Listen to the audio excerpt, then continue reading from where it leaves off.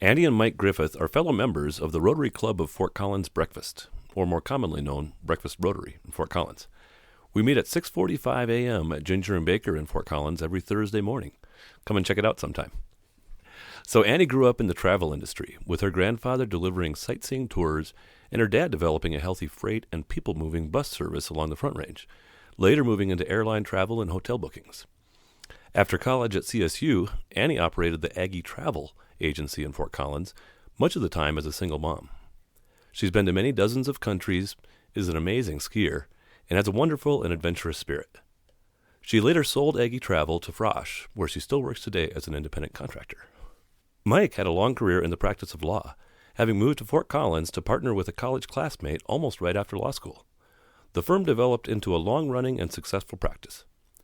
Mike's specialty was courtroom litigation, particularly on the defense side in criminal law. He also served as an adjunct faculty for both CSU and Front Range Community College in the College of Business. Mike and Annie are each on their third marriages, and both suffered significant trauma on the way to finding durable love. Mike's first wife was killed in a tragic car crash that left him hospitalized for months, and his second marriage was to what they call a black widow. And Annie's second husband abused her children. Beyond the business journeys, we dig into their journey of finding trust and hope and love in this episode, as well as their shared love of Rotary. It's a charming episode with two of my favorite people, and I hope that you find them as fun and charming as I do. So please enjoy Mike and Annie Griffith. Let's have some fun.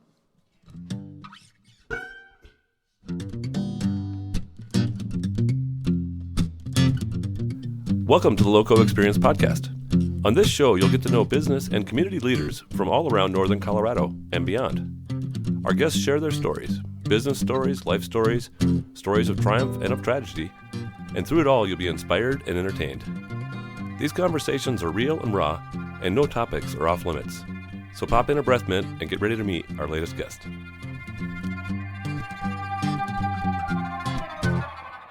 Welcome back to the Loco Experience Podcast.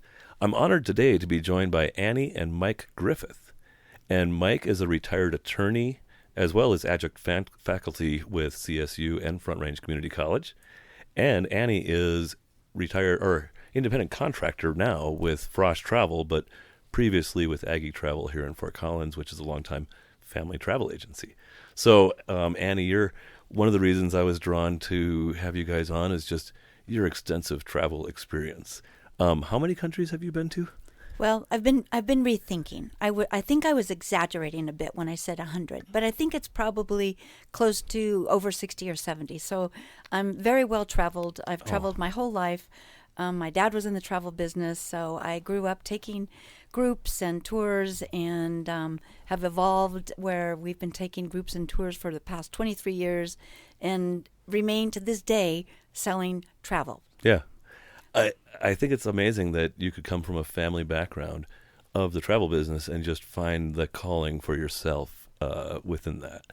And, you know, when I think about it, I'm actually a 3-generation of travel. Oh. My grandfather was in the rails, and then he had a bus company, which my dad did as well. And then my dad had a bus company in Boulder, and had the buses go between Fort Collins, Boulder, and Fort Collins, actually up to Laramie, and opened travel agencies. Oh, wow. And so we've had travel agencies in Boulder, Denver, Greeley, and Fort Collins. Oh, wow. I had no idea. Yeah. So I want to hear all about kind of your travel journey, but Mike, before we do that, what kind of law did you practice and why the draw into teaching? You know, I practiced mostly, I'd say probably 80% of my practice was in the courtroom. Okay, wow. I just enjoyed... So you're like a litigator almost. Yeah, litigator. Yeah. I enjoyed, the judges. I enjoyed the district attorneys. I did a lot of criminal work. I did a lot of DUI work. I did a lot of civil litigation work, contract litigation, real estate litigation. Interesting. So were you defense side mostly then? I was a defense attorney, okay. On the criminal side and the DUI side. Yeah. But I got along really well with the DAs, and so it wasn't hard to, form some kind of a bond with them and with the judges. And as a matter of fact, even though the judges now, many of them are retired, I still see them on a regular basis, and it's fun just to chat with them on the side. Yeah. But, from that, I got into business because through my real estate practice and real estate litigation, I knew a lot about numbers and business operations and partnerships and corporations. And so I had an opportunity to go to the business department of CSU and teach a business course, which basically was a general review of all the different types of law for the CPA seniors that were getting ready to take the CPA exam. Oh. And so I had to brush them up on all the different areas of law. And I was doing that while I had a full-time practice, and it just was too much to keep up with. So I retired from that, kept my practice going. When I could see retirement on the horizon for my law practice, I decided I'd really enjoy the teaching. I wanted to get back to it. So I went CSU had no openings. Front Range Community College actually had an opening in the business department, ironically teaching almost the same course I taught at CSU. Well, that was easy. Yeah, so it was really easy to make the transition and teach over there for a while. I think, if I remember, are you guys, second marriage for you guys? How long have you been together? Because you've been together as long as I've known you, maybe much longer even, I don't know. Going on 23 years, married 20. Oh, cool. Yeah. Jill and I are going to be 20 years in May. Yeah. Congrats. Yeah. Same. We've had a few bumps, but here we are, and happy as clams. Awesome. Well, this is a kind of a split braid coming into one kind of a conversation, so I'm going to kind of bounce back and forth a little bit, but I want to maybe start with you, Annie, if you don't mind, and jump into the travel industry. You're already kind of introduced that background. You were local here? Your family was in Boulder? Yeah, my family, born and raised in Boulder. My dad had Denver Boulder Bus Company, and then he had a travel agency at the where we were selling the bus tickets, and then the travel agency grew. So the bus agency was there, bus company was there first. Right, went between Boulder and Denver. He had the bus company. Yeah, and he's like, as long as I know how to find and sell tickets and do logistics and planning and find hotels and whatever. Yeah. Let's add some services. And then my grandfather had Gray Line Sightseeing, went from Denver to Estes to Grand Lake and did these circle trips. So he was in transportation. So it just evolved that my grandfather, my dad, and then myself and my brothers have all been in the industry. And two brothers? More than that? Well, I have two brothers that are in the industry. My sister's in Fort Collins as well, but she's not in the travel industry now. I see. Yeah. And so talk to me about like young Annie. Are you the younger of the, or split them on the brothers? Oh, no, I'm the oldest. You're the oldest, okay. But I'm not the bossiest. I'm the oldest. Well, that doesn't surprise me too much. You're like the nicest person I know. Mike's like, So, but tell me about, like, what was your personality? You were, I imagine, was it your family kind of well-to-do with all these businesses, or was it pretty scrappy entrepreneurial times and whatever? I'd say entrepreneurial. My dad was a really big thinker. Yeah. He liked computers because when I started in the industry, you had to handwrite airline tickets, you handwrote bus tickets. You had great big tariffs that you had to go into the tariffs and look at all the fares. So I've been into this industry, seeing all these different changes. Every evolution, So we were on the more entrepreneurial side, but hardworking. Nobody got away. We all worked. I think I was selling bus tickets at probably 13, 14 years old. Yeah. And what was your school experience? Were you also involved with other things, activities, athletics? Yeah, I've skied my whole life. I used to actually be a ski instructor. Oh, yeah. And climbed mountains, hiking, Colorado, swam, dove. Just an active Colorado lifestyle. I think we went skiing at Snowy Range. We did go skiing. And your form makes me look like a bumbling buffoon out there. You look so good. I'm an old school skier is what I am. Poetry in motion. Right? No, old school My friend skier. Andrea Grant is a water skier, and she does the same. It's just like everything's perfectly parallel. All the things happen just where they're supposed to. Well, it's old school. I make it down the mountain. Yeah, you do. You make it down the mountain fast. and Mike, let's contrast. Where did you come from? Where did your family grow up? And I grew up back east. Okay. Pennsylvania, basically, is where I went through elementary through last year of high school. Okay. Pennsylvania and Ohio. What part of Pennsylvania? The Wilkinsburg area, Pittsburgh, Monroeville. So not like the heart of the super east. It's kind of Yeah. like more the Western, the yeah. edge of the Rust Belt. Yeah, the western part of Pennsylvania. Yeah. But went to school after high school at a very small college in Ohio, the College of Worcester. Okay, I've heard of that. For a couple of years. And when I realized that my biochemistry career was up in smoke because I couldn't get along with chemistry, I transferred to Ohio State and finished with a zoology major. Oh. As all good attorneys should start their that's education. true. A good logical thinking process. Yeah. And then went straight to law school out of Ohio State at Ohio State.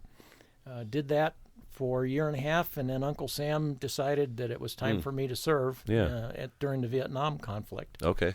And when is this? Let's bounce back a tiny bit because I don't want to miss too much of you. What was your family dynamic? You have brothers, sisters. What was your family up to?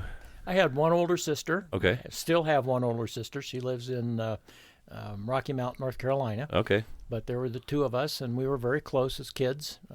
We teased each other all the time. Perfect. Grew up together, mom and dad. My dad was a physicist for Westinghouse. Interesting. Nuclear physicist. He has his PhD.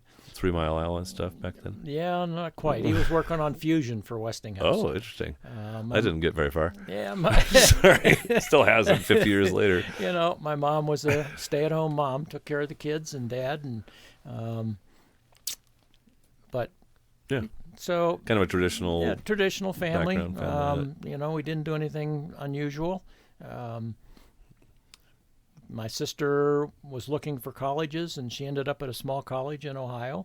Yeah. My dad was not happy with the pressure of Westinghouse and working on fusion. And when he nosed around the physics department of the small college that my sister ended up at, the president of the school called him up the next we could day actually use somebody like you. said, did you ever think about leaving industry?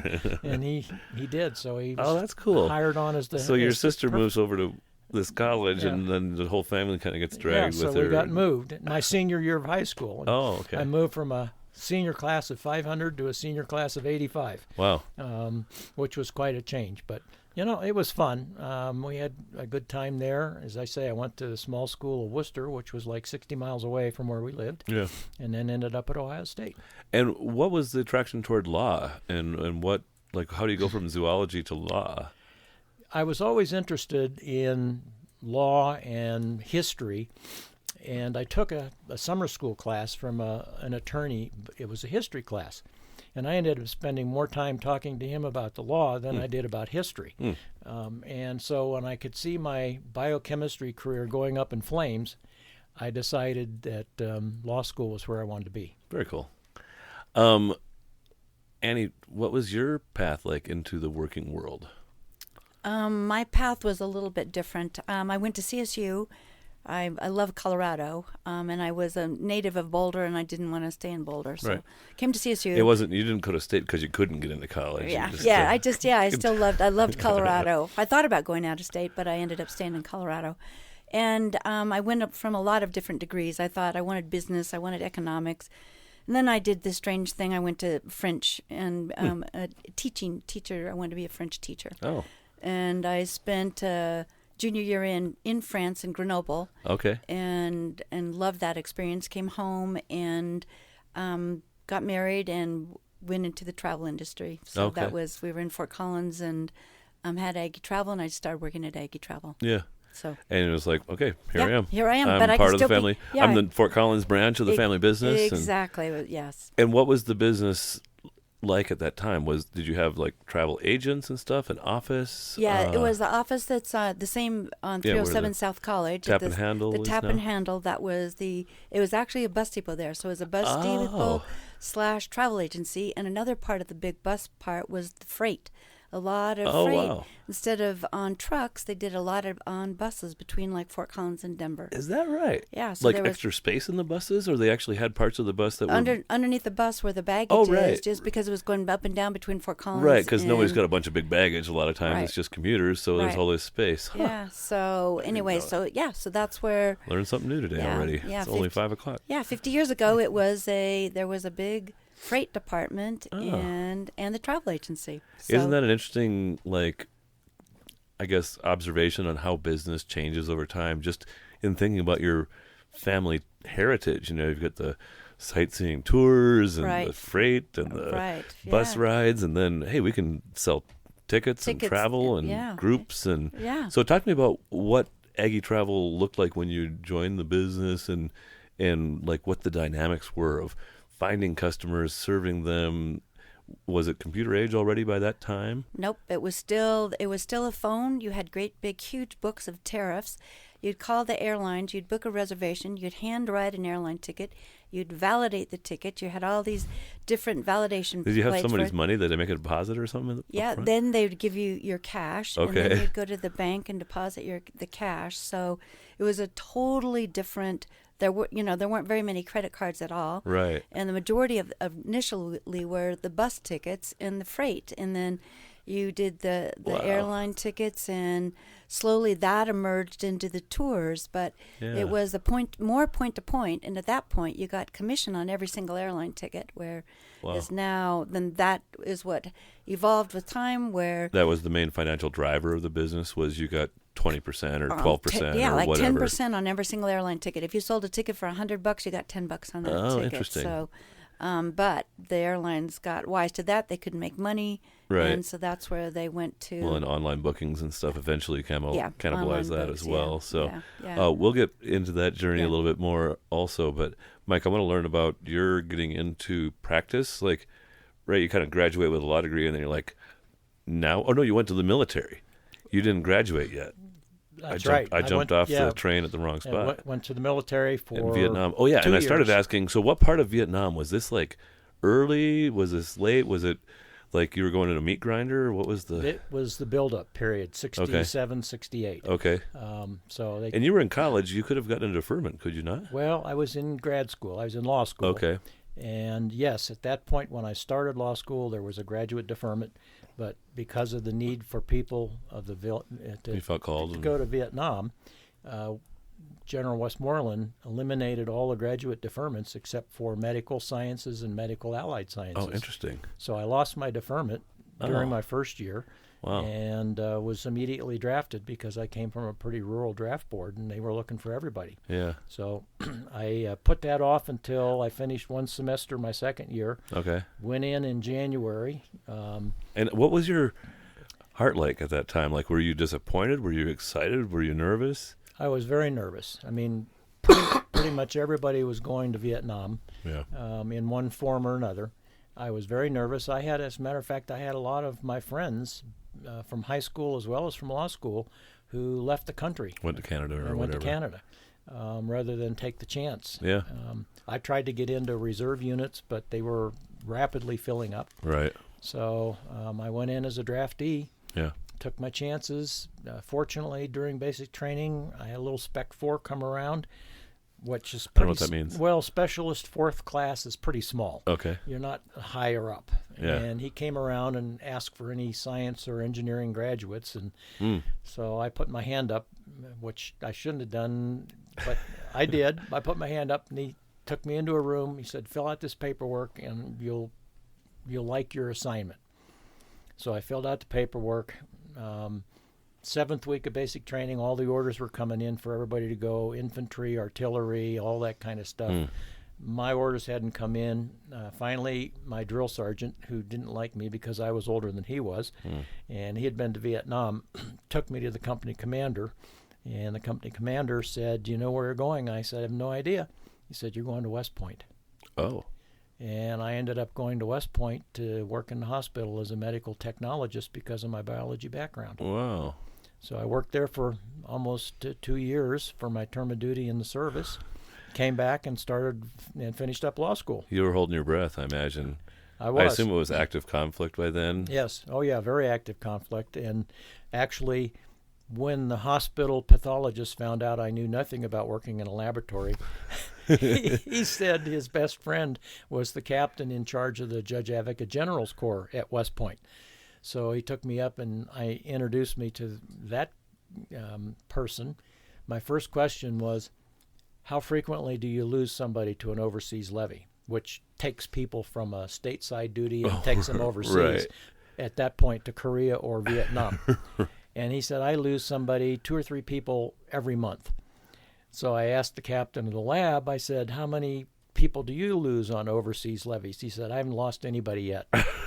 So I went back to the captain and I said, you know what? I don't know a lot about lab work, but I'm a fast learner if you'll keep me. Man, you are a forward-thinking person, are you not? Like, So- you put that pieces together pretty quick. Yeah, so and they did. The JAG office lost a lot of people during my 2 years there, and the lab lost nobody. Yeah.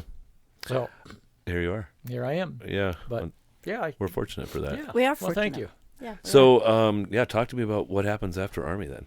Well, I go little back bit. to law school, finish law school, take the bar exam for Ohio and pass it, go into a small practice in a smaller town in Ohio. It's like a staff attorney kind of thing or whatever. Not even just yet a beginning attorney. Like Just- rookie Yeah, just grunt, a rookie attorney. Grunt. coffee, There were whatever. 2 partners, and Okay.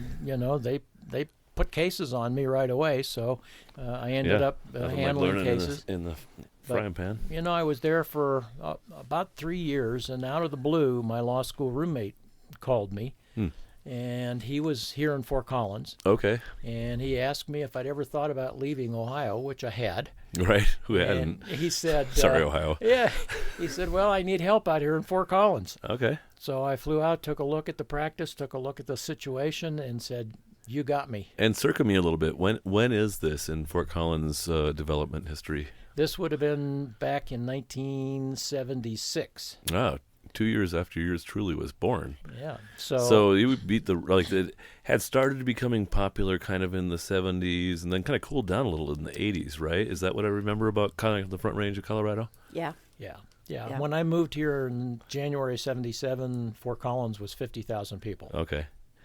And Annie, what do you remember about those days in Fort Collins? Was it like changing fast already? Well, I came right after high school, so I came in basically 68. So Okay. I saw Fort Collins being a little 30,000 population town, and I've just seen it just explode since then. But Right. so Oh yeah, so from 68 to 77 it grew from 30 to 50 almost, right? right, and then So that was the just- first really big wave. yeah, and it's just been since then. So And we're going to transition back to you, Annie, if you don't mind. You mentioned you got married, I think. Mm-hmm. And did you have some children? What was the Yes, yeah. situation there? You were a working mom? Were you stay at home for a while? no, then? I was working at Aggie Travel Okay. and 3 kids. Okay. And my husband ran for state representative Oh, wow. and had Okay. some situations with a campaign director, so that didn't end up so well. So Fair. how's that? I was just on I had Tom Lucero on the podcast a few, maybe 2 months ago now, and he's talking to me and he's kind of encouraging me to like try to become a local leader, politician kind of guy or whatever. And he was like, there's an old saying in politics that, either your family or your business or your political career, one of those 3 things is going to have to give. And to which my response was, well, I'm really not willing to sacrifice my family or my business, but I don't mind being a half-assed politician if that's what it takes. And he's like, well, no, we're not really looking for that. And I was like, well, that's too bad then, because, well, I'm sorry that happened. But you wouldn't be here with Mike otherwise, yeah, exactly. right? That was like 40 some years ago, so that happened. Right, So. and where were you? Like, how old were your littles, and you became a single mom, I guess? Yeah. They were little. They were 2, 4, and 6. Wow. So they were little, and it was some rough times. I was a single mom. Did you and split custody? Was he supportive? He was supportive. I had them all the time. So he did. Yeah, he did do support paid a payment. little He bit. paid. Yep. Yeah. And then I worked full time. Wow. Yeah. Did you have help then raising these littles? I did not. Wow. Yep. So, Yeah. old school. Old You guys are school. home for 2.5 hours after school by yourselves. No, I was actually I was really good about that. I absolutely knew that I did not want kids homeschooled by themselves. So But you were probably flexible enough with I your was. work a little bit. That was just I drew some lines in the sand on when time I had to be home. So Because it's not like you could work from home in those days, really. right, yeah, Right. yeah. And right. what was the business like at this time? Like, was there It was a it bunch was of growing. agents in the office? It was Yeah. growing. It was Yeah. flourishing. How many people? And what's it look like to manage a travel agency? Well, actually at that point with those little kids, there was another manager that came in. So I was more of an agent, which was perfect That's your sweet spot. Yeah, for my situation at that time. And it was a booming agency. There was probably 15 to 20 agents in that office at that time. So Wow. Yeah. And so that's nice. So you were an owner, right. a partner, right. but you kind of ate what you killed right. as an agent. And if the business made money, you got a share of those profits as a part of the family and whatever. But right. But right. I'm sure at that time with that much growth, you were dumping a lot into technology and all this stuff. And right. I'm sure there wasn't extra money for raising those littles. No. There wasn't. There were some lean years, but there's a growing years. You learn a lot. Yeah. And well, you wouldn't be the woman you are now without that. Thanks. Yeah. So, yeah. what was the first? Tell me about the first international trip that you remember as a child. As a child, Or I assume you took some trips as a child. I did. Even. I did as a child. Our family, we did travel. We went to Hawaii. I guess that would be kind of what I would call maybe one of my first international. And that's part of the U.S. though, so it doesn't really count. Yeah. Well, but we flew over that, then took the Loreline ship back. Oh wow! Taking a ship all the way from Hawaii back right. to the U.S. is that's quite fair. That's quite that qualifies you. Yeah, it does. And then actually, my dad was really creative. He took golfers on trips, and he took some golfers to Spain. And wow. so he's like, here, I put a flyer out. We're going to take 12 golfers to Barcelona. Yeah, such 20, and such days. 20, 30 golfers to Malaga, and went to Malaga and went over to Morocco. And yeah. What an interesting thing of just like, there's a lot of imagining what people might want and then taking the chance and making it come together in those days, especially before technology and prior arrangements. You almost got to buy the tickets and figure it all out and then hope you sell it all, right? Yeah. My dad was good at that. He was really good he was a good Pied Piper. He could get a group together easily. So he wasn't anticipating the demand necessarily as much as he was creating it. Mm-hmm, exactly. Yeah, fair enough. Yeah. Mike, I'm going to shift back to you. Did you join as a partner of this small firm or a staff with your college roommate then? Yes, when I came out, I became a partner. So there were two of us. Yeah. It was a busy partnership. Basically, Ken Wolf was my partner. Okay. And he dumped all the court cases on me. Oh, I see. That's how you became kind of he didn't enjoy that experience as much. He didn't like that experience, yeah. and so I ended up inheriting all those cases. Frankly, that job sounds way more. When I think of a lawyer's job, I'm thinking like a lot of research and reading and blah blah blah blah blah and all the stuff that is fine, but I'd way rather be in the excitement of an argument or kind of figuring out what the strategy of a case would be. Still a lot of reading and still a lot of research, even for court cases. But, you talk about the advent of things. In those days, you read books. Right. You had to go to the libraries to do your research. Yep. There wasn't an internet. There wasn't a way to access those things. Matter of fact, at first, my first secretaries just used manual typewriters and mimeograph sheets in order to make copies. Right. And then it progressed to the IBM mag cards where you could type it in and then it would type it all out for you. Oh, do a duplicate just like that. Duplicates just like that. And then it was the fax machines and, pretty soon it was internet and you don't file papers with the court anymore. You do it vis-a-vis the internet. Yeah. And research. I mean, I could go online in Fort Collins and research the U.S. Supreme Court Library. Right. And pull up cases out of the U.S. Supreme Court Library rather than having to go to D.C. and do it. Right. I know there's in the past, and maybe it's still the same, but I suspect not.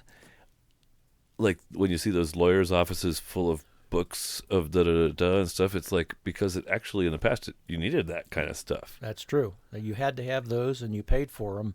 Now, if you go into a law office, I guarantee you will not see but 10% of that because everything is online anymore. Right. Yeah, why would you want that? Now it's more of I had these bookshelves. I needed to put something on them. Exactly, yeah. So tell me about that early practice. It was the two of you as partners. Did you have any help, any staff to help do with billing or different things, make mimeograph copies? We basically had one secretary who was the jack of all trades. Yep. She was the receptionist. She was the typist. She was the kept track of the books. Scheduler. Scheduler, all of that. But, over a period of time, we grew from the two of us to 4 partners and 2 associates. Okay. So the practice grew, and then we had Maybe to pick up 4 or 5 support people then, or 6, paralegals and a receptionist rather than a jack of all proper trades. receptionist, yeah. Proper receptionist. So, and it's interesting, when I first came here, my first office was in the First National Bank Tower. Okay. Yep. And over the course of my 28 years of practice, I was in different buildings around town. I stayed downtown because of my practice. I needed to be walkable to the courthouse. Yep. But stayed downtown, and then my last 5 years of practice, I ended back up in the First National Tower. Oh, cool. So tell me about, how do law firms make it equitable among partners and stuff? How do they share it? How did your firm choose to do it? Because there's a lot of different ways to skin that cat from a business model standpoint, right? And especially when you're specializing in litigation, your partner is specializing in contracts, sometimes for the same client.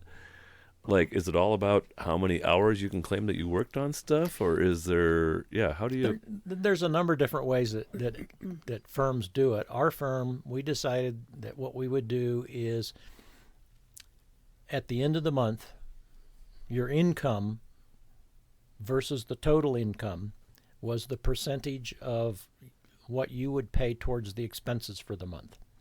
So if I brought in 30% of the income, then I would pay 30% of the expenses. Yeah. If I brought in 10% of the income, I'd pay 10% of the expenses. Interesting.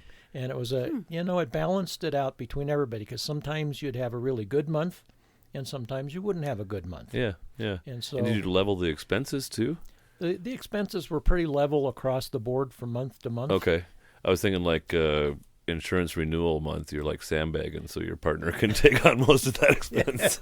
Yeah. Well, nobody gave us that much. Lawyers are devious, but that didn't happen in our firm. Well, not as devious as me, obviously. But yeah, so it was I thought it was an equitable way to do it.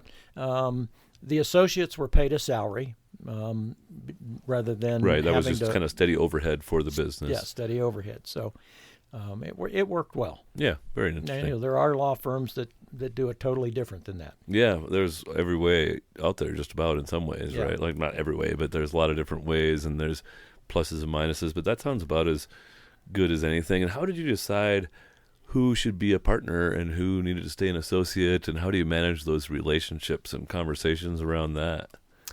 That was based really on the partner's assessment of how well the associate was doing in terms of knowledge of the practice of law, relationship with the clients, and an ability to get new clients, income protection. Yeah. So it was a combination of a lot of things, and it was interesting because, and I'm sure a lot of law firms experience the same thing, when you bring an associate in, you obviously have to feed him cases. Right. Because a young associate new to town has no contacts. So you feed him cases for 2 or 3 years, builds up client rapport, and at some point you look at that and say, okay, would you like to be a partner? And when the details of how that happens, especially the dollars and cents of it, come out, in many cases they say, you know what, I think I'll just see you. Bye. Really? I have my own clients. I'll just go out and hang my shingle up and do my own thing. Because they don't want any part of that overhead. No. And so what does it make for somebody that actually wants to be a partner then? What is it that's different about those that say yes? Because then you're able to share in the income production of everybody rather than just yourself. Yeah, that makes sense. And kind of tiding those highs and lows if you're a solopreneur. And it's just hard, frankly, to add value to your clients when you're a one-man band. Mm-hmm. It's hard. Mm-hmm. Yeah. If you're, you have to do your own casework, you have to do your own research, you have to do your own client rapport. Right. You can barely afford a front desk person. Yeah, there's a lot to do. Well, you can. The last years that I practiced, I really thought that maybe I wanted to cut my workload down. And so it was really easy to cut my client load down 50%. Sure. But which means my income load was down 50%. Yep. but I still had to maintain an office and everything else. And Right. so my expense load was still 100%. Right. And it didn't take long to figure out that percentage, 50% of income and 100% of expenses wasn't working. Yeah, that makes sense. Annie, let's do the same kind of talk about like travel agency stuff. I know it changed a lot over time, like from fully like airfare commission reliant to like how do travel agencies make money now? How do you make money as an independent contractor, and how does Frosch make money? It's been an evolution, and I Because think Frosch bought Aggie, right? yeah, Frosch. Yeah. We like in Merge or 2000, whatever. 2010 they bought us. Okay. So it's been going on Wow. 13 years. Yeah, I didn't realize it was so long ago. Yeah, it was a long time ago. But so what's happened is, when the airlines cut the commissions, and then you had to charge service fees, which a lot of people really resented. Yeah, They they're didn't like, I'll just buy it myself. Yeah, I'll just buy it myself. But they found out then that there were a lot of errors that were made. And then everybody thought, once online, they thought travel agencies were going to be dinosaurs. You're just Right. going to die away and go away. But what happened, I think people have found that when you go someplace and your hotel isn't what you thought, or they don't have your reservation, or you're there on the wrong day, who do you call? And so this is what I think. 1-800, I don't give a shit. Yeah, That's exactly. Who you call. That's exactly. I don't give a shit. That's exactly right. Sorry. That's right. But so many people look at me and go, how you still sell travel? It's like, I'm busier than I've ever Right, been. that's still a thing? It's still a thing. I mean, it is. So it's service fees driven now, basically? Service fees, and then being with Hotels Frosch. kick you back or things like that? The hotels give you commissions, and then what Frosch has done is they've really aligned themselves where they'll go to different hotels, they'll go to vendors, they'll go to United Airlines, they'll go to tour operators, and they'll say, we can give you this much business, and we want this kind of commission. So, yeah. So that's You'll really be our favorite partner. right. Like it sounds like United is the favorite airline Right. partner. Yep. And And like we want some recognition for that. right. Yeah. So, yeah. but it does benefit because you get great. There's great service you can give your clients. The fares. People always say I could get it less expensive online. I go, okay, go ahead and try it. Come back and compare with me. Yeah. I bet I can match it. So Yeah. So we're not a dinosaur. We're alive and well. I like it. The corporate. I have to confess, I've never actually really used a travel agent. I know much. a I'm lot sorry. of no. That's a lot of people haven't, and that's okay. But there's It feels adventurous, like doing it I know, myself and that's- figuring out where we want to go Yeah. and all those things. But honestly, if I can pay the same money or not, 20% more even, and have knowledge behind all my decisions, that sounds better. Yeah.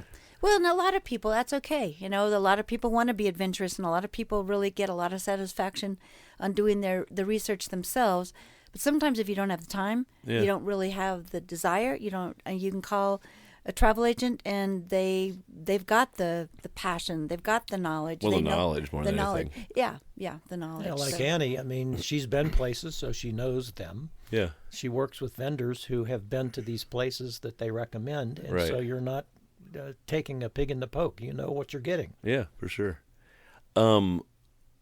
How long do you want to keep helping people travel well?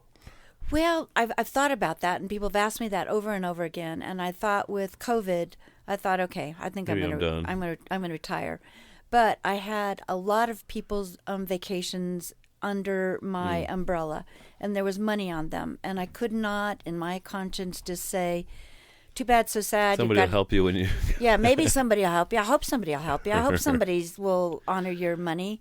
Yeah. And so I've stuck through with all of those. We gotten all the money back, put people on new trips, and then what's happened is again, people are still booking. So I'm hoping in the next year or two, maybe I will retire. So, like, to get to the same kind of conversation we had with Mike about how law firms work, like in Frosch's case, it sounds like they get some chunks from the specific, like this airline, this hotel chain or whatever, and then like the travel agents, if you will, they kind of eat what they kill and then pay a small commission of what they sell to Frosch for being under that house kind of thing. Are they employees or contractors or? They're both. There are employees that get a salary. Okay. So Especially administratively or marketing or things. right, But also sales too. right on sales too, because Okay. there's corporate agents that really do a lot of, and I mean like a lot of bookings in a day, a lot. So they can get a commission off the the bookings, so and service fees. So Right. they are They're kind of the salaried. hands and feet for those corporate clients that don't want to mess with it. Exactly, and yeah, so And it's a little different thing than you being the, what kind of trip are you imagining? Right. Let So me there's- help you make it out. There's the corporate, and then there's the leisure. So Gotcha. I've always been more leisure. Fair. And so I do more the trips, the custom trips. That's really what I like. So when I do a custom trip, the vendor will pay you a commission. So, Very good. Very good. So it's pretty simple. So, tell me about like you guys meeting, and how many years were you a single mom wrestling this business and these littles and stuff like that? Well, there were some blips in there too. So yeah, You so, got a chapter or two in yeah, there? I've got Fair. I have another chapter in there, which was Okay. it So was is this a sad- third marriage? Yeah. Oh. It was Wow. it was a sad chapter, a very sad chapter. Well, life happens. Yeah, it does. But you grow. Well, and you're amazing. So, whatever So- happened to make you that way, I guess I'm okay with it. Yeah. And I've got 3 beautiful kids. I'm in Yeah. a beautiful marriage. We're going on 20 years. So there was a hard part. So Do you want to share it? Is there any like flags of warning, or you want to trash talk anybody? no, I don't really want to trash talk. I just want Sure. to say that there has been abuse under my umbrella, and So you're sensitive to that. I'm very sensitive world to today. I'm very sensitive to that, and I'm very sensitive to people lying and not being honest, and I'm very sensitive to that. So see something, say something, be See there something, for something, your vulnerable speak people. up and believe the kids because they're not lying, Wow. and there are Oh, wow. there are some bad people in the world. I'm so sorry to hear that. Yeah. Yeah. I'm so they're okay, They're- and yeah. they'll be stronger for it too. I hope. I mean, yeah. So, well, thank you Yeah. for sharing, and I want to ask you to share more because Yeah. it doesn't seem appropriate. No, in the that's moment. that's okay. No, I don't mind. It's just it's Yeah. So, Mike, were you also in a previous relationship? I was. This is number 3 for me also. Oh, wow. My first marriage went 25 years. Okay. We had just celebrated our 25th with a trip to Hawaii. Okay. And when we moved to Fort Collins, we had 2 kids. My kids were a freshman and a sophomore down at Fort Lewis, and they Okay. came home for Christmas. And we were headed north to Grant's Tree Farm to cut a Christmas tree. Okay. And a fellow T-boned us at the intersection of Al Canyon Road Oh, wow. and killed my wife outright and put me in the hospital for a number of months. Wow. The kids survived. I survived, but that was pretty traumatic, and I was really crushed, Wow. and it was a terrible situation.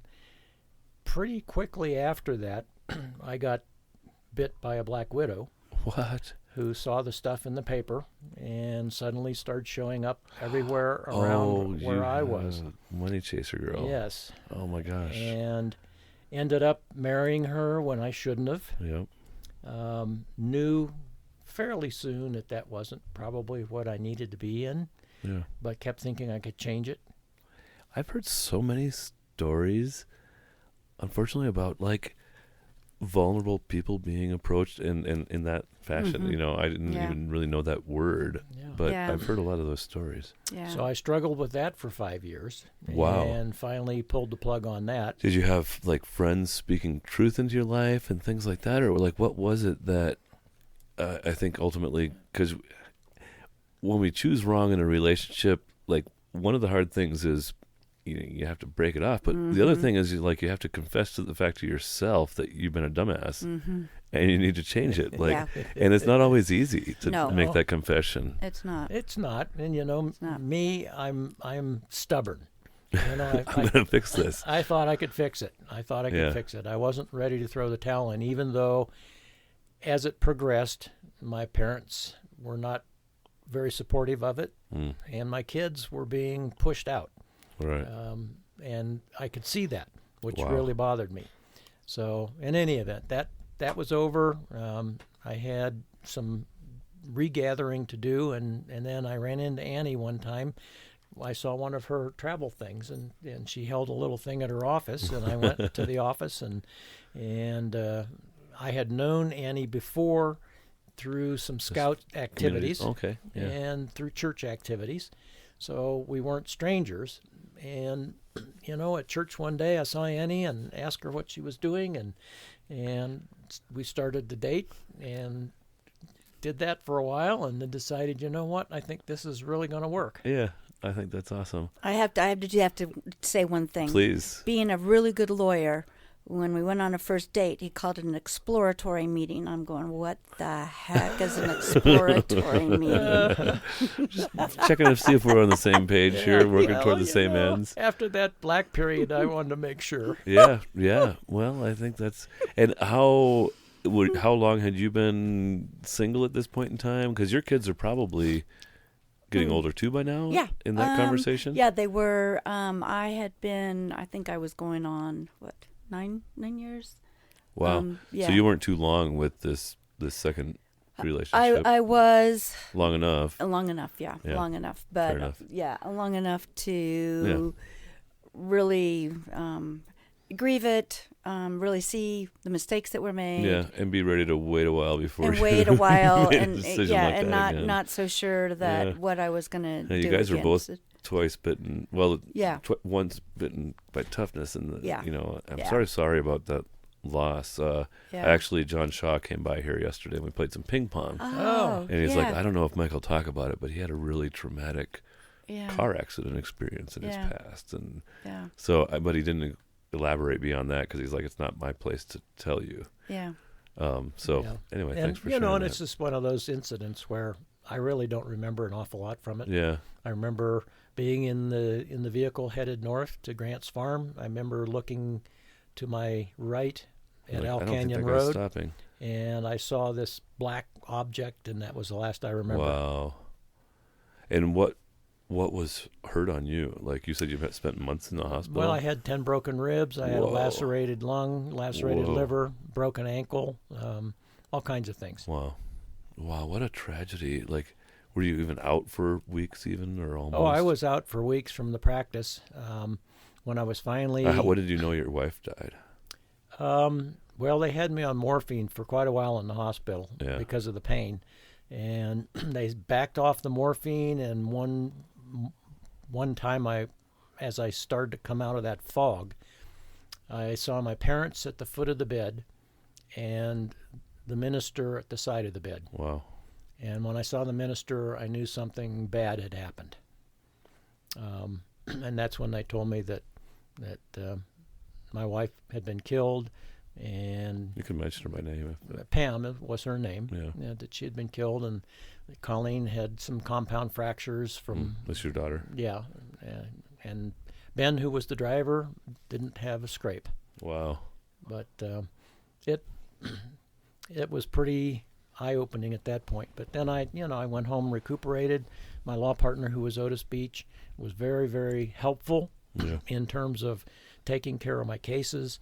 And when I was able to start thinking about cases, he would bring them to my house, and I could start thinking talk about them a little bit. Yeah. Think a little bit. And he was very helpful in making that transition where I could finally start coming back to the office on a part-time basis. Wow, what a season of life you had, right? Just that devastating injury followed by this devastating, presumably financial circumstance and stuff too, right? It was tough. Yeah. Let's get into happier days. You guys are dating now. Yeah. Like where we left off. Yeah. Tell me about that courtship a little bit, Addie. What would you share? Like when he asked you for an exploratory session, did you think he was talking about something else? I was wondering, but no. We went straight to Cooper Smith's and had a beer and a very serious... No, we didn't. But anyway, so that's how it started. We took some classes, which was really fun. We took some dance classes. We took an art history class. And at that point, the Aspen Club had come to me and asked me if I would put together some groups, a bus trip. Yeah. And I thought, well, my roots are bus trips. Of course I'll come up with a bus trip. So we started one of our first trips. So the first presentation I gave to the Aspen Club, I said, we're going to go to Medora. And everybody goes, where the heck is Medora? I know where Medora is from because I'm from North Dakota. Right. I filled 2 buses. And That's that was awesome. the beginning of our groups. And then basically every year since then, we've taken groups all over the world. Oh, that's so cool. Other than during COVID. Yeah. Yeah. Oh, COVID was, That's amazing. I need to... Well, when I get a little older, probably I'll do some of your group travel. Well, Do you have old people only, or you actually have No, we've youngsters and stuff? we've migrated from going to Medora, then we went to Santa Fe. We saw the opera. We went to the Balloon Fest in But it's people that Albuquerque. have a lot of time, right? Right, that was Aspen Club. Right. And then I pushed the Aspen Club's box, and I said, "Okay, we're going to go someplace other than a bus." So then we went to the Caribbean and got 84 people on a Caribbean cruise. And then I said, "Nope, I can't do that one Cruises again." are lame. Yeah. So then, so currently, I'm working on a group, and we've got 13 going to Croatia. Oh, really? Yeah. When is that? In May. And Okay. it's How a long trip- can you sign up? How long can you sign up? Yeah, I think can I have people still sign up? Yeah, I think I have like 2 spots left. But Okay. that trip was 3 years ago and canceled COVID. And anyway, so this year it's on again. Well, let us know about the next one because you'll probably Okay. sell these before this podcast is even out. But Yeah. I like the idea of doing that sometime. Yeah, no, it's fun. It's, people that have traveled, they're not huge groups anymore. They're smaller groups. We've done river cruises. We've done a variety of things. So it's fun. So, was it just kind of like, were you acting like that, once bitten, twice shy, or twice bitten, once shy, or whatever, or did you guys kind of fall in love pretty quickly in that? We were fell in love quickly and then slow down. Slow down. I said this is going to be slow. This was a 3+ year courtship. Wow. Well, and the other thing, which I think we did, we both recognized we had some baggage. Yeah. And so we actually went to counseling together for you. to talk about our baggage. Yeah. And it really helped. I'm sure. Yeah. I went to marriage counseling with Jill back in my earliest days of entrepreneurship and recruited Josh Emery to be a member of Loco Think Tank back when he was kind of growing it from him and his dad and his wife into a real practice. So Yeah. I find a lot of value in that. Oh, yeah, there's a lot of, yes. So, we've kind of explored a lot of the business journeys. I don't know how much more there is. Like, let's talk about Rotary. It seems like the right place. When did you guys were both together before Rotary came onto the picture, or were you Rotarians first? I was a Rotarian You already first, were. and I dragged him into Rotary. Oh, so you go in the way back. Yeah, of the I go Rotary, way back. huh? Yeah, I go back to, I think I'm on 26 years in being in Rotary. In our Fort Collins Breakfast Rotary Club? In the Breakfast Rotary Club. Right? Okay. Yeah. So how old is our club? Our club, I think, began in 1998. Which is how many years? That's only 24 years. No, 98. 98? Well, it's 2022 now. Oh, well, I think that's when it was chartered. Did you start at the beginning? No, you're I not a chartered. charter, but you're like right after, basically. Well, no, maybe you're right. I don't know. You're right. We'll do math on another episode. But yeah. you're an OG. Yeah, you're right, because I started in 1994. How many members when you joined? There were about 30. Yeah, I started in 1994. Sorry, you're right. Our club would go back earlier than I that. thought Sorry. it was getting close to about 30 years for our club. Okay. Right. Okay. So, yeah. And so they were a few years in, but had been Right. successful already, obviously. Right. And what led you to Rotary? I'd done a lot in the schools. I was on PABs, PTOs. I had done all that, and I just thought with no kids, basically, kids were in college, that I want to do something. Yeah, and I want to give back to this community because this community has been really good to me. Yeah, so that's so cool. That's Then what drove me. You reeled Mike in from there. It's I like, reeled well, him if in. you're going to be part of my life, you might be part of Rotary. Yeah, that's when I was president. Actually, at the time, I was kind of footloose and fancy free. Right. I'd been serving with Scouts for almost 17 years.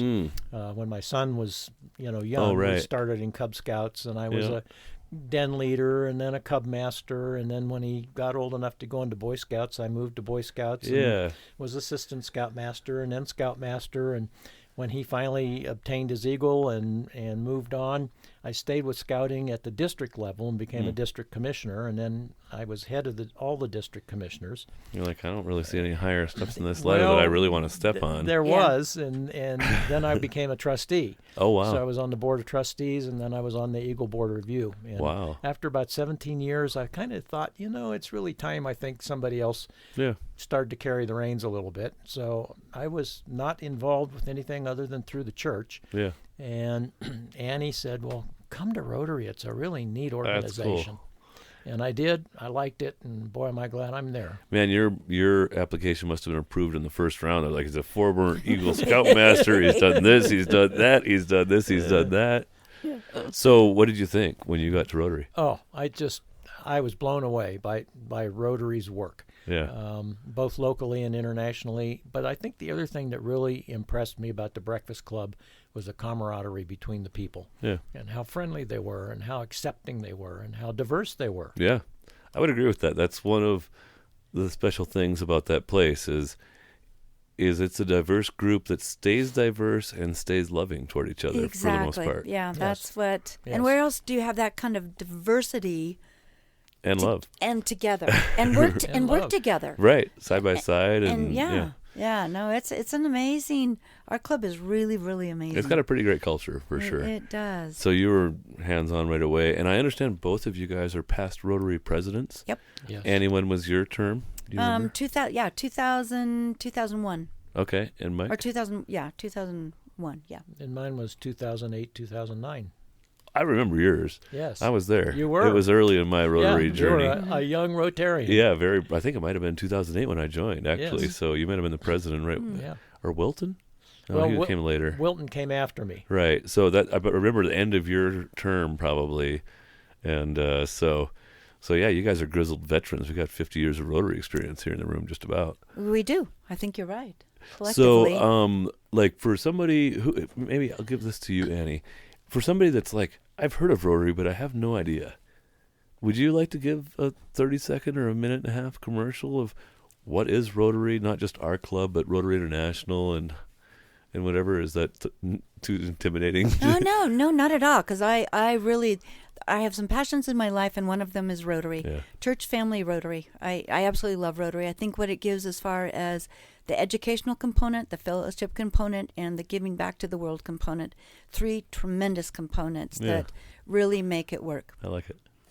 That's my let's my say- ad. Oh, that's your ad right there. Well, yeah, I mean, Okay. what more could I say? I mean, I can't imagine my life without Rotary. That's cool.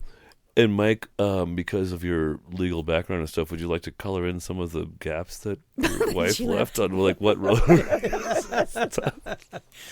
It's a service club, right? It's like a let's service start club. there. Yeah.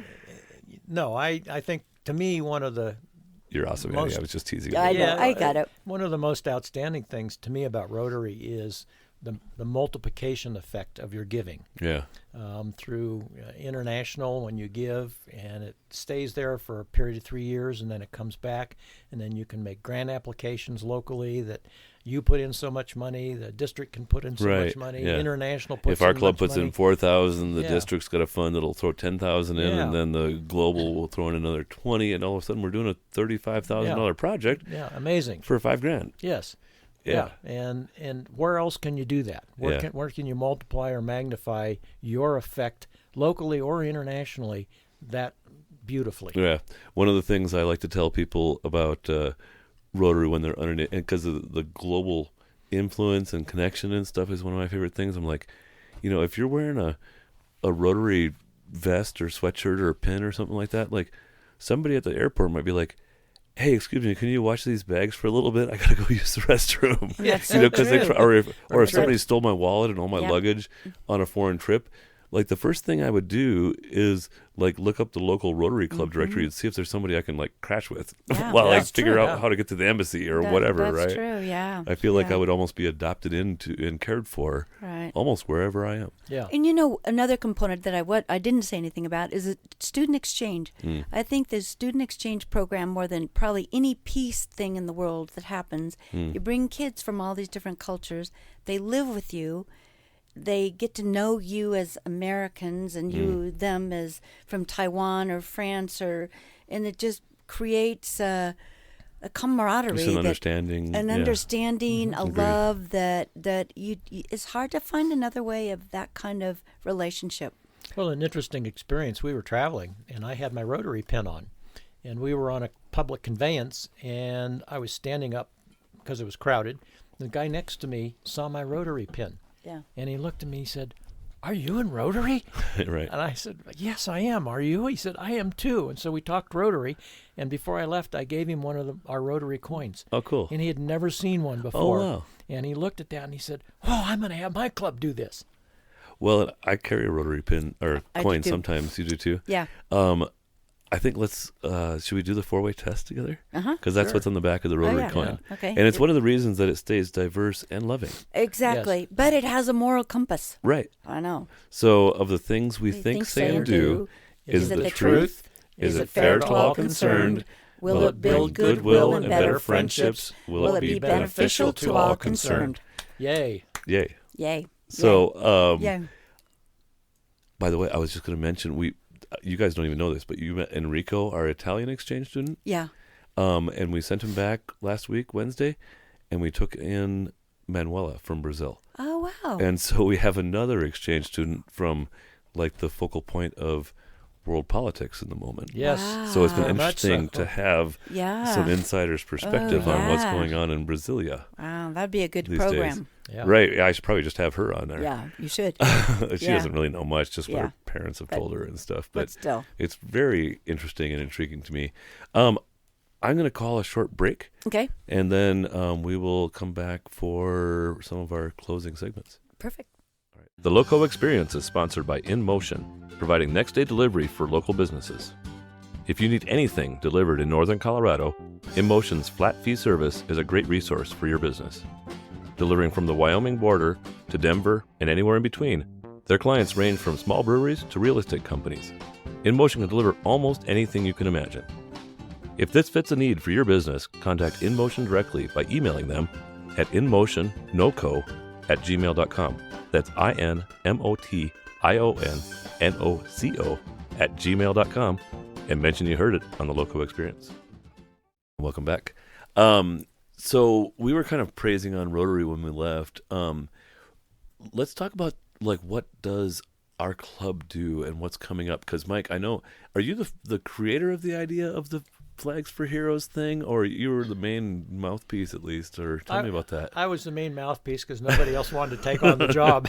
But well, was it your idea? It wasn't my idea. Actually, Okay. Ann Bedient, who Oh. came from back east, I remember. her club back there did a Field of Honor or Field Field of Flags. of Honor, yeah. But their community was a bit smaller, and so they had an open area right in the center of town where they could put the flags up.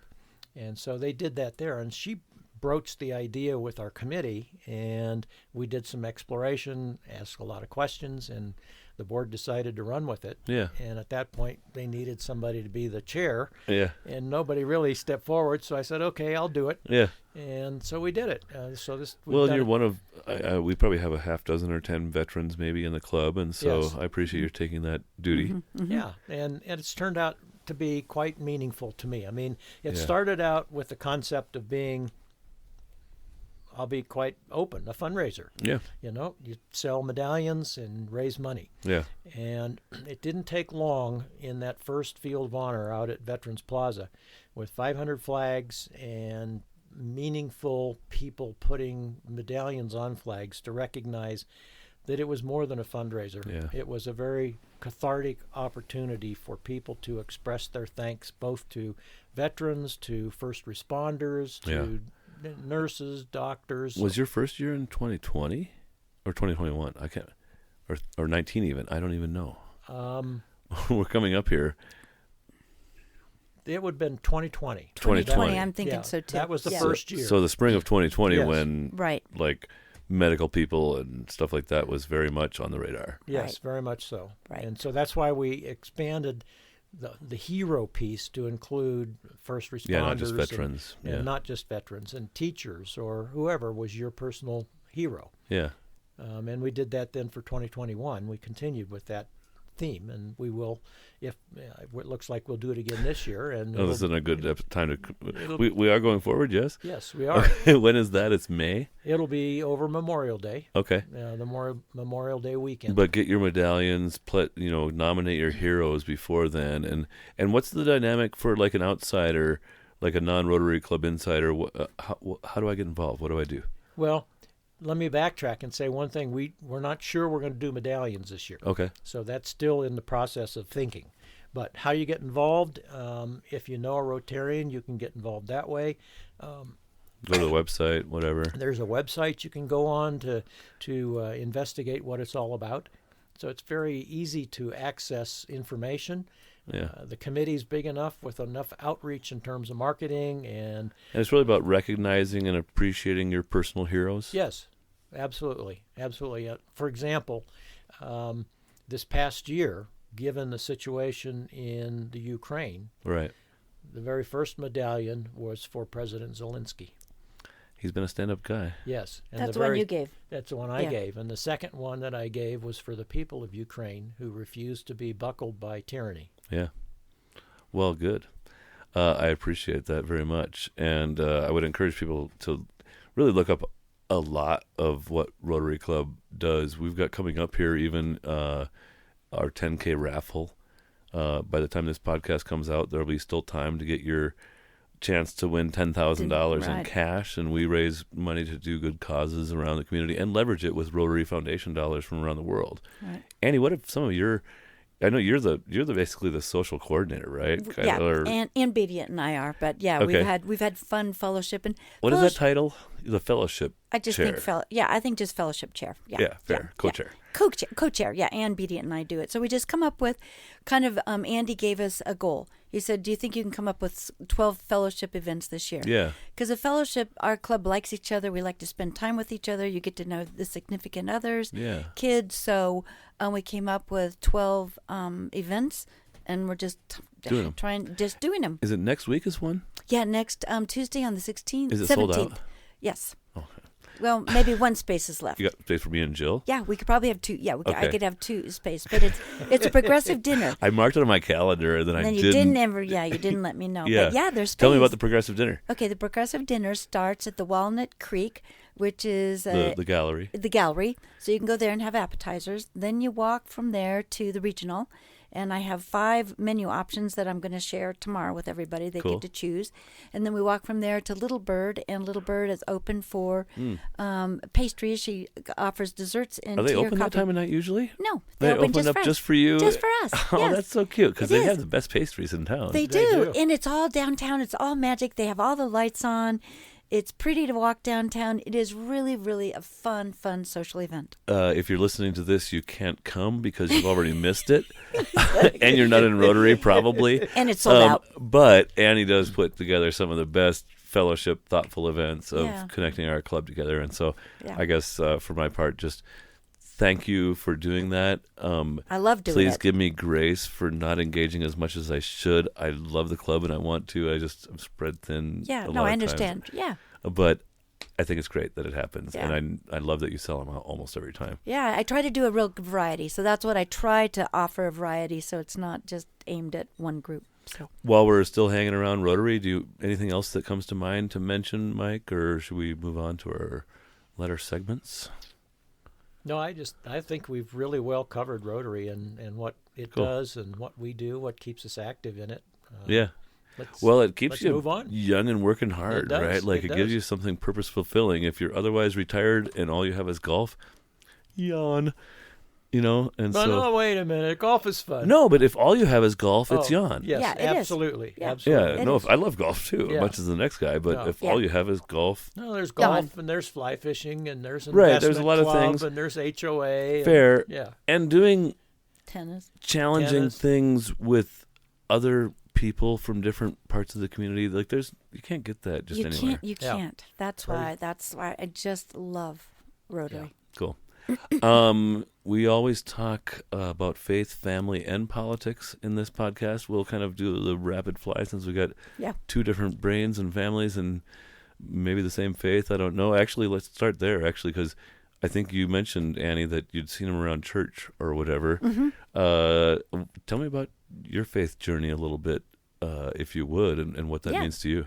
My faith, I've been always a Presbyterian. I Okay. guess that's something I was born and raised with. Is that different than a Christian? No, it's a Christian. It's a Christian. sub-segment? Yeah, I guess. Yeah, I guess I was putting myself into a little pocket. I We didn't go to the need Crossing Church, my wife and I, yeah, and it's yeah. basically a non-branded Presbyterians. Is kind Okay. of what it seems like. Yeah, but faith, God, praying, is a Your really family yeah. background, your grandpa, your dad, all my that. grandpa, my dad. Yeah. My kids. I think the kids of this generation aren't quite as church goers as we Yeah, are. They're yeah. not.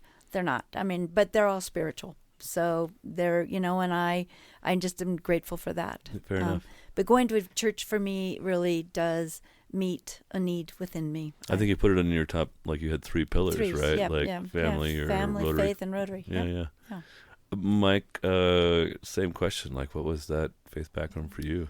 I was raised in the Presbyterian Church. Same. Same. Okay. Went to. They hold them a long time. Went apparently, to, huh? went to church camps and Yep, did all went that. church camps. Came here, became a member of the First Presbyterian Church Sure, downtown. right downtown. One of the hosts of the Matthews House, Yes. Community Life Center. Exactly. Yes, Yep. absolutely. Yep. And I've been involved with that. Became a elder and a deacon, and Oh, wow. have served the church. And we left the church. I left the church. We left the church for a while because of the Presbyterian Church, and kind of floated because of some issues that were going on. And we're back. Do you want to color those in a little bit? Is that not really worth it? Not really not worth really it. worth it. Yeah, it's Okay. not really worth it. But they've had a new minister now for 3 years. Just a dynamic individual. They were kind of under some transition and Yes, stuff, and you were like, yeah. well, if they're going to stay unstable, maybe we'll see who's stable. Is that Yeah. a fair summary? Well, yeah, there's more than that. Yeah, We'll it, leave it it, alone. it doesn't really matter. Talk to me matter. about Presbyterian. Like, if you contrast Presbyterian versus Baptists or Catholics or what Methodists and stuff, like, how do you segment that? Is that something that you think about? We're all Christians. We're all You Christians. really don't. Yeah, I No. really don't. It's a different yeah. letter on the jacket. Yeah, but that's about yeah. it. It doesn't. I guess I was more meaning just that's where I'm. Yeah. Yeah. No, I'm curious. I Yeah. don't know like what. Yeah. They're all God based. They're all faith based. They all have, that belief in God. They just, they have different sayings sometimes, Right. and different rituals. Well, but and I'm thinking there's like Calvinists and Presbyterians that one thinks that God just kind of set the thing in motion and lets things happen. Another thing that's like things are really foreordained and you can't even escape it. Yeah, and I don't know if my theology is that sophisticated to know any of Fair that. enough. And I don't really. I've just heard Presbyterian using a joke sometime. And I Yeah. can't remember which side of that it's even Yeah. on. Well. Anyway, I digress. So we Yeah. won't. I don't think Yeah. there's a lot more to dig onto in No. that topic. No. In the family segment, and I know your kids are mostly grown now, but I always ask for a one-word description of each of your children. Who's eager to go first with that challenge? I'll go that. I've got 2 children, a son and a daughter. Okay. And if you could name them and give them. My daughter's name is Colleen. She's married, has 2 kids. They live in Monument. Hi, Colleen. Her husband he's a contractor for Peterson Air Force Base. Oh. He is a very intelligent individual. He has a PhD in astronomical engineering. Wow. His specialty was propulsion systems on satellites. Okay. And he heads up a group that does software programs for offensive and defensive satellite movements.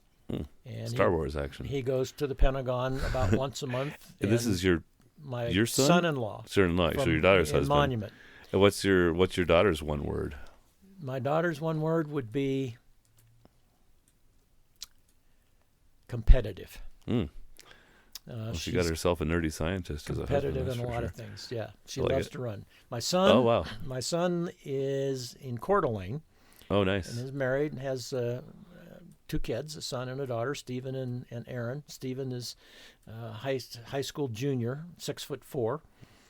It's interesting. We take our grandkids. We try to take them to a one-on-one experience to either Washington D.C., New York City, Philadelphia, or Boston when they were 13. Okay. And he was the first, and we got him at 13. But he at that time was 6'4", and when he had his little school identification thing, everybody would look at him and say, "No, you can't be. This isn't you.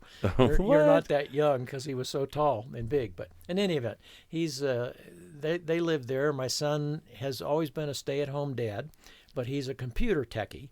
And Okay. so he did a lot of work for school systems vis-a-vis the computer staying at home. His Yeah. wife is a pharmacist, and she's in charge of the pharmacy departments at the Coeur d'Alene Hospital. And if I had to describe him, it would be intellectual. I like it. Well, it sounds like they've both your kids have carved out really impactful paths and in communities that they are involved in and care a lot about. How were you pretty intentional about like celebrating family in your background, Mike, or Yes. with the loss of your wife, they were kids, right? Still, even they were grown, but they were kids. They were still kids. They were freshmen and sophomore of college. And, one of the things I will say about Fort Lewis at that point in time is they really stepped up to the plate. They watched the kids. The professors watched the kids. They had counseling available for them. And so they really were concerned about their well-being with that accident. So, but yeah. I was raised in a family that appreciated family. We always had family around. Part of your DNA. Part of the DNA. Yeah.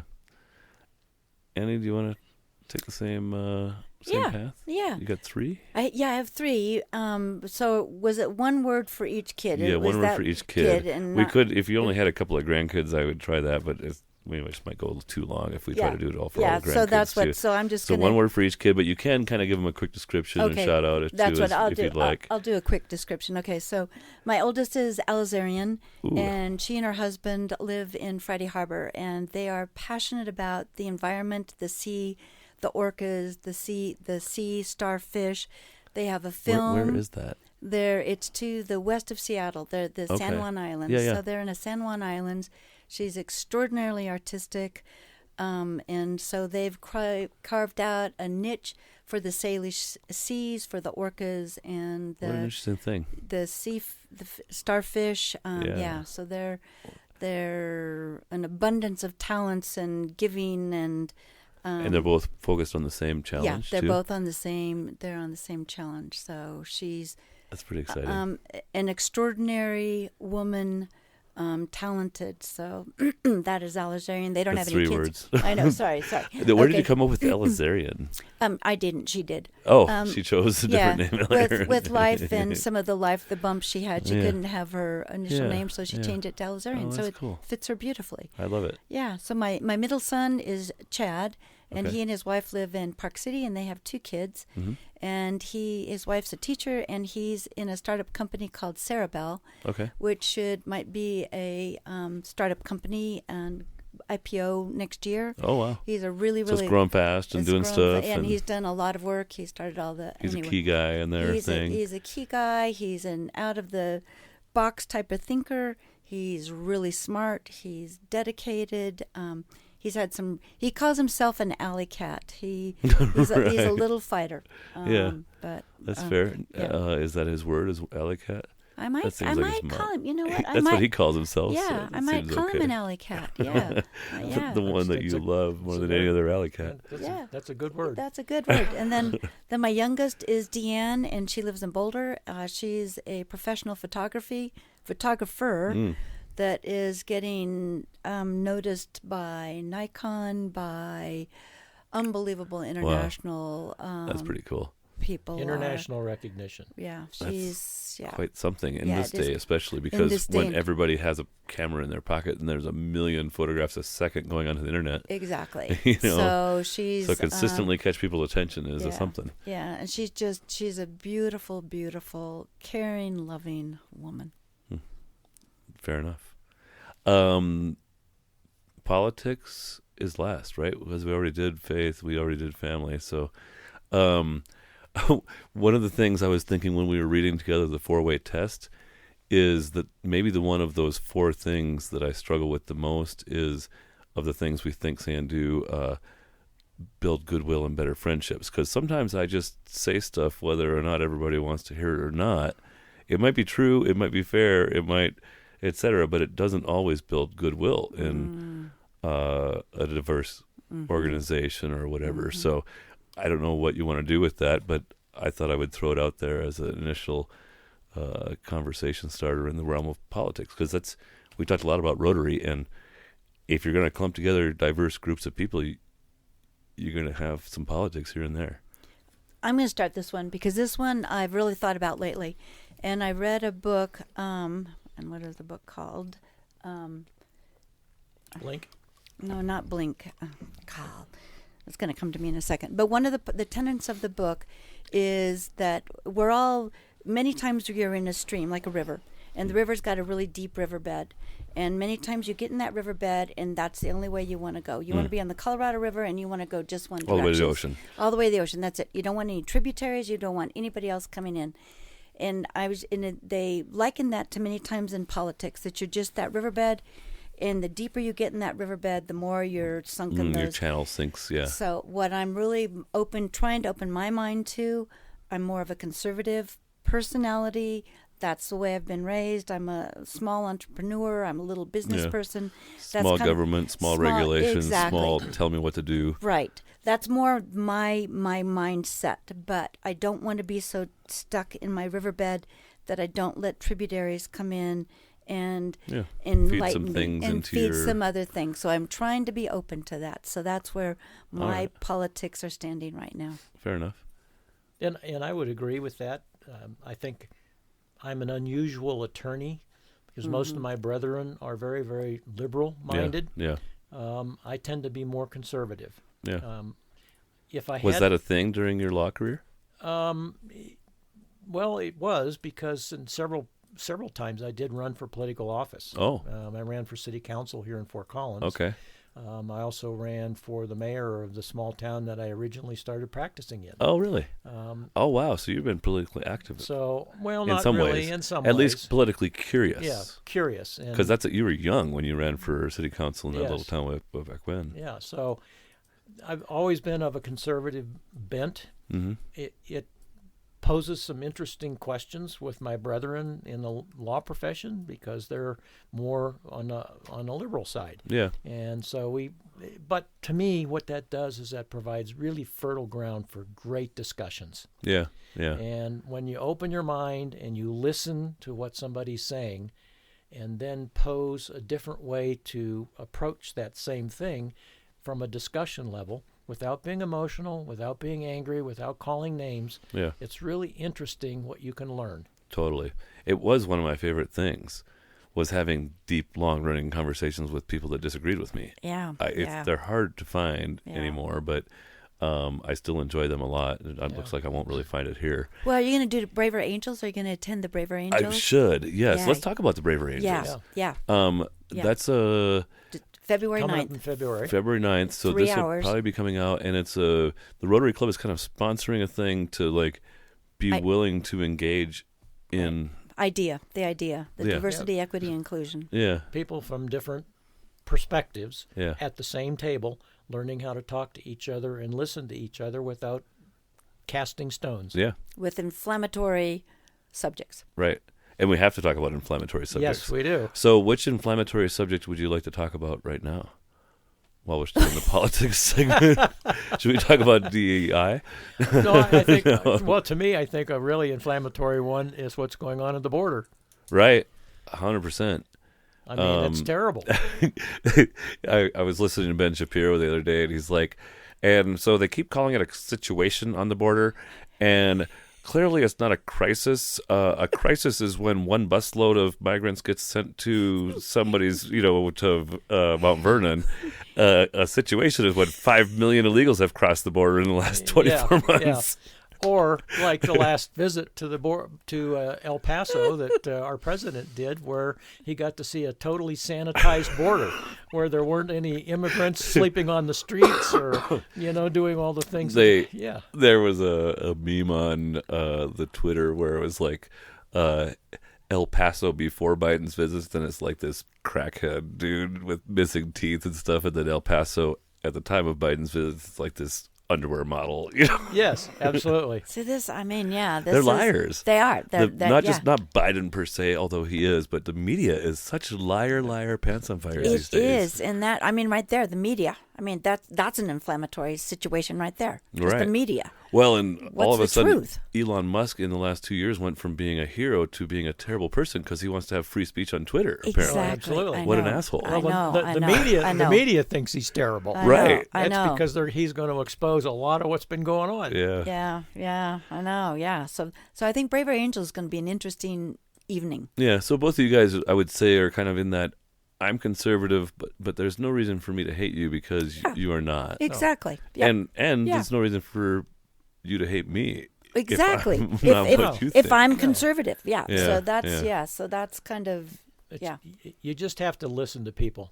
One example would be one of my really, really good friends is a really avid fly fisherman with me. Okay. And he's very liberal. Yep. And I'm fairly conservative. Yep. But we can go on these trips together on a 6-hour drive in a car where we spend 6 hours talking about all these issues. Right. And we spend time in a drift boat drifting down the river talking about these issues. Right. And it's like, okay, he says things that he believes in, and I ask him a lot of questions about why do you believe in that? What facts can you give me to support that? And when he's done on an issue, then I'll say, well, I think about it a little differently. This is how I think about it. Yeah.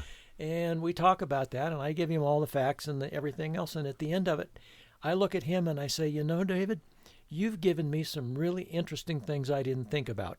Yeah. And he'll tell me the same thing. He said, you've caused me to think about this differently, and I'm going to go home and do some research and really think about it. Right. Well, and one thing that I like to observe is that to some extent we have different values. Mm-hmm. Like, yes, do. the faith thing is a big part of it, right? I hope that we can all agree that most of the 10 Commandments we should adhere to, whether we believe in God or not. Because it's just like, I like to call it 10 principles for your best good. Yeah. It isn't. Yeah. But also, like, to think about COVID thing, like, for some people, 1 in 200 chance you might die is like, oh, whatever.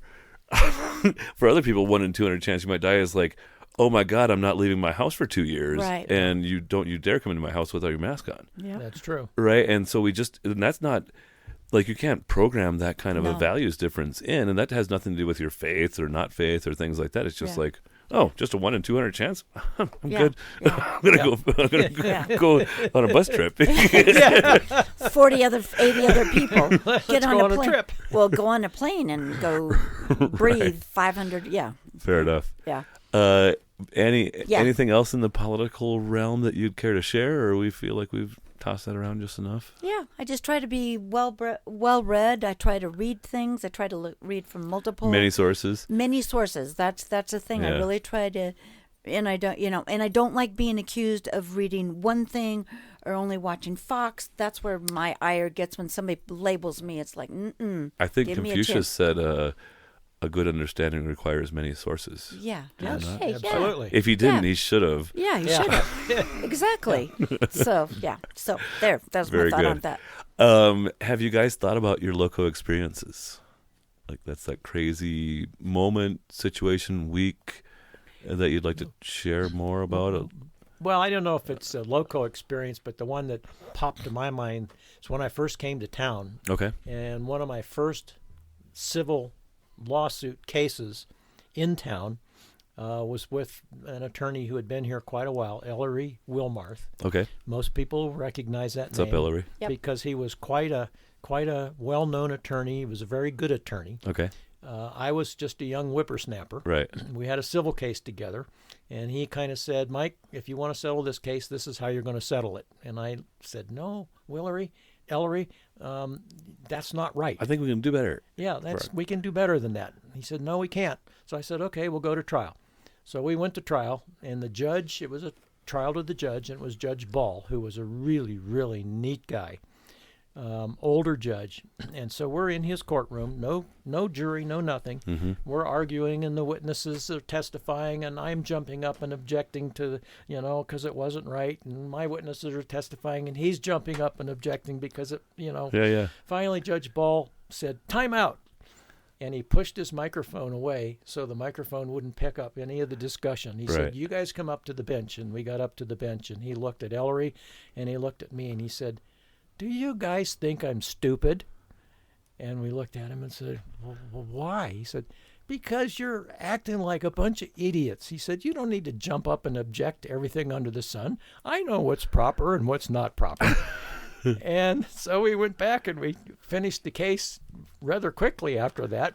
And I did win, by the way. My Well, good. client won. And after that, Ellery and I got along very well together. You earned And his I respect. earned his respect. So that's just one thing that I would say. Yeah, I like it. It's like the old dog teaching a trick at the same time that he appreciates someone and whatever. He may or may not have known, like, you might have kowtowed to his offer and just, like, called it good, But the fact that you pushed back and stood up to him, I suspect, won a lot of respect from him. And that's very true. Yes. Yeah. I'm sure you faced him again. Oh, I did. And, I had the similar experience with several the older guys around town. And you have to whip them once for them to respect you. And do you remember any times when you got whipped in the same Oh, fashion? yeah. Okay, Oh, yeah. I mean, not many, but yes. I didn't get beat as much as Ellery did. But Annie, do you got anything that come to mind when we were talking about that? Yeah, I've got a few, but I'm doing them real short, and mine are more humbling experiences. And being a Colorado native and climbing 14ers and around mountains, and we took a group to the Cinque Terre, and so the Cinque Terre is 5 little villages. And you can take hikes between the 5 little villages. Oh, like in Peru or something? No, it's in Italy. It's Okay. in the way northern part of Italy. Okay. The Alps part? Or no, it's the northwest part of the Italy. It's on the coast. Okay. And there are 5 little towns, and that's why it's called Cinque, 5, Terra, 5 lands, 5 lands. So anyway, so we had this little group, and so one of the days was we were going to do a hike from one village to the other village. And so people were saying, well, Anne, this is just going to be easy. Yeah, it's a piece of cake. It says it's along the, we're just walking around the coast, but it's on the cliffs. Well, what had happened, there'd been all these big mudslides and rain. So the hike was straight up. And I mean, more rigorous than any 14 I had ever climbed on. And I thought, oh, my God, I got my butt kicked on this little hike between 2 little towns in the Cinque Terre. So that was a very humbling experience. Yeah. So that was How a many good people one. did you have along? We started out with like 10, and like half of them, half. Or So that was even, one case where the travel agent didn't really add the insider's knowledge. No. I misled them, and it just the first part of it. You get a mulligan once in a while, Annie. It's cool. I'm cool with it. That was a plan B that wasn't planned. And another really simple one is, again, Mike had never climbed a 14er, and we thought, we'll get you on a 14er. So we were doing Mount Evans, which is supposed to be, kind of one of the easiest 14ers around. So we get to the summit, which is supposed to be there by noon. We were there by noon. We were coming down, and a lightning storm came in, and we almost all got killed. Wow. And again, we've not climbed a 14er since, and that has been like, that was 18 years ago. But the lightning and just, again, you're like, okay, everybody, lay down on the ground and run. But those are humbling experiences that you just kind of you need those in life. And I've had a lot. Yeah. And I keep getting them, and I welcome them, and hopefully I learn something. So anyway. I used to say, or I've said before a few times, like from the start of really my college career and then into industry and in banking and stuff, like I went from like 15 to 35 and didn't really eat any humble pie. Yeah. And then when I went independent and entrepreneur, it was like that was all that was on the menu for like 5 years. And it really made me so much better of a person, and to see like the quality of people I could hire for $9 an hour plus tips. And they were just as smart as I was, on my food trailer and things. And just to recognize that economic disparity and appreciate the opportunities that have been placed before me. The humble pie. Yeah. Including the humble pie. The humble pie, yeah. Have you guys had any crazy experiences together that come to mind? Well, that one was together. I guess it was, kids, the lightning storm. With our kids. Yeah. That one was. I'm going to do another little humble pie one. Is, again, I've always really been healthy. And I was in Boulder 8 years ago, and I was acting strange. And my daughter said, Mom, you're having a stroke. I said, no, I'm not. I want to go home and have a cup of tea. She said, nope, we're going to take you to the hospital. And they said, and I said, I don't want to stay. Anyway, long story short, I flatlined 2 times. I have a pacemaker now. Oh, wow. And I had what's called a pericardial effusion, which means a lot of liquid around my heart. Yeah. But I thought, here I am. I'm so healthy. Right. And I ski the turns better than anybody. Well, and I skied the I skied the day before. I skied the day before. Sorry, I shouldn't be talking about your wife's booty, Mike. Sorry. I skied the day before with our Rotary guys. Oh, wow. And anyway, but again, we were together. He's been at the hospital with me together. So that was one of those experiences you really don't want to go through again. Again, humble pie. Here you are. Here I am. Here I am. So I was things more seriously, all that, and I was my heart's. People say, "How are you?" And I go, "I'm just glad I'm here." I mean, that's what so many people say. Good to see you. It's like, yeah. That was an experience you really don't want to see. Yeah. anyway, bet. so I mean the but that- flatlining and Right. eyes rolling back. Oh, 15 doctors rushing in with paddles. And, Oh, my I mean, gosh. it was not twice. well, thank God your daughter got you ahead of that instead of you just being halfway through your cup of tea when yeah. that stuff No, went I just down. want to go take a nap and have a cup of tea. Right. Oh, you're gonna have to take a nap and die in die. your sleep. Yeah, die. Wow. Before we let you go, because you do have such extensive travel experience, like not historically necessarily, but if you, as you imagine all the 60, 70, 80, 100 places maybe you've been to, like what are some of your favorites that people could go to like next year or 2 years from now or whatever? Because geopoliticals and costs and all these things change so much from time to time, right? That's one of the interesting things about travel is where can I have fun, not die, and get a good deal. Okay, I've got all sorts. So one that people don't always know about is Jordan, and going to Petra. Okay. Petra is called the Rose City. I've heard of it. Yeah. It is fabulous, and you can combine it with Egypt. Egypt's always welcoming people. Yeah. Seeing the pyramids Yeah, they're going eager down. for people to keep coming there. They right? are Yeah. seeing the pyramids going down the Nile. There's always It's new safe. pyramids. It's safe. There's always new pyramids being discovered. Everything's being discovered. I mean, there's so much Being discovered? underground. It's buried under sand or whatever? yeah. Well, Oh, treasures. Yeah, there's lots like of tombs. vaults and Sorry. different tombs yeah, and stuff. tombs. Gotcha. So Yeah, Well, like they're awfully big, dude. yeah. not I find did. them. Yeah, some of the new equipment they have now can penetrate the ground, Yeah, yeah. and they can see cavities in the ground. You know, I've been hearing about some on some podcasts, like how many different caverns and connections some of Egypt has underneath it and stuff. Yeah, So, so that's Okay, one that all right. people are. It kind of is off people's radar. yeah, And Jordan is kind of off people's radar. for sure. I never really thought about that. Yeah. Switzerland's an absolutely no-brainer. People know about that though, but Yeah. it's worth it. It is worth It's it. like when I thought, oh, the Broadmoor can't possibly be worth twice as much as I've ever spent for a hotel, and then I stayed down there for a week, and I was like, shit, they should charge 4 times as much. Well, and there's a place in Switzerland called the Jungfrau, which means young lady. And you could go. You take up this train, go up there, and there's like you go into a ice glacier.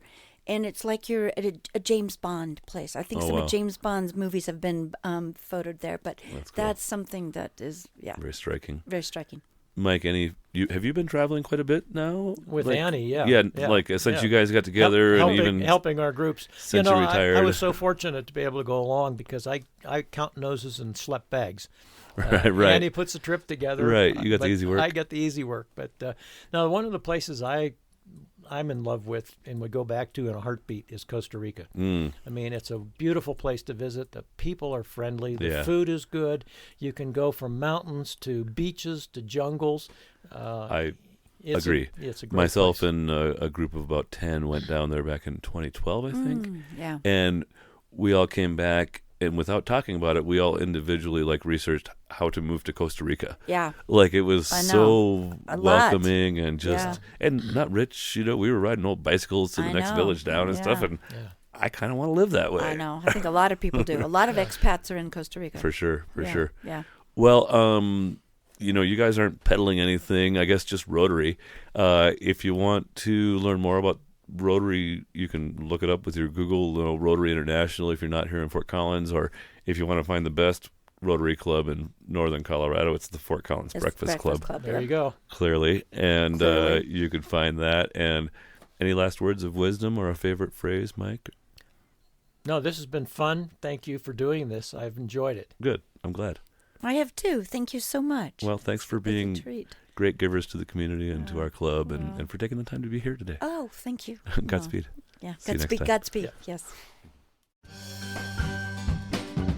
Thank you for listening to this episode. This is Alma Ferrer, producer of the Loco Experience podcast.